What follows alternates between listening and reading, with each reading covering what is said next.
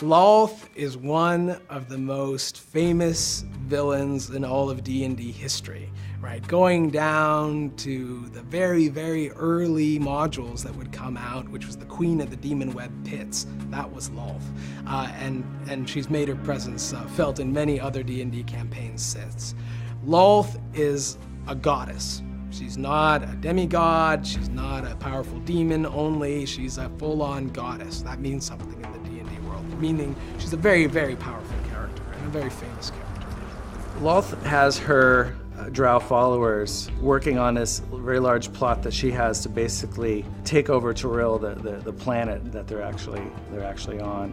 And one of the ways that she's going to conquer this world is with this ritual that the drow do. It's called the Darkening. Darkening is a magical form of night. It's almost like an eclipse or something that follows the drow with them wherever they go. The drow are much less powerful when they're not in the darkness.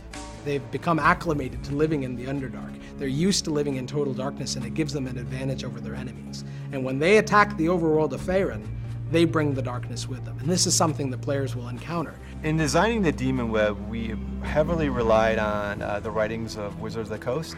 They basically have some short snippets of what the Demon Web should look like.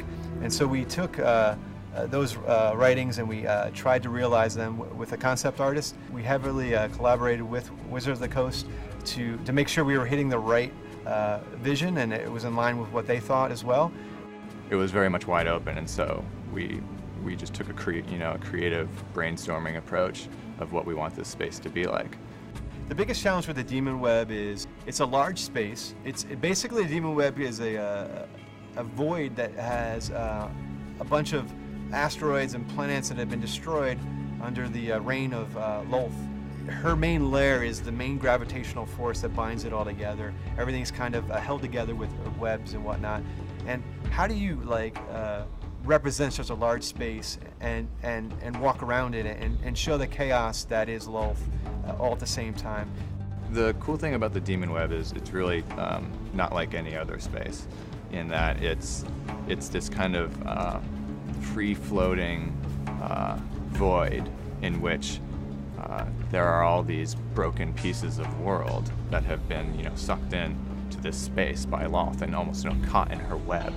And the players, are traveling through this space where it's like there's no up, right? So what's really important for Jeff and I is to give the players that sense of vertigo, of disorientation, obviously without making anybody sick, but we want to capture that to help make this space feel very unique. For me, just the epicness of it, that's really hard. We set our bar really high from basically the concepts and the CG videos we've done. So we want to hit that bar. We want the players to be wowed when they walk into space and really feel, wow, not only is this scary, but wow, this is pretty cool looking too.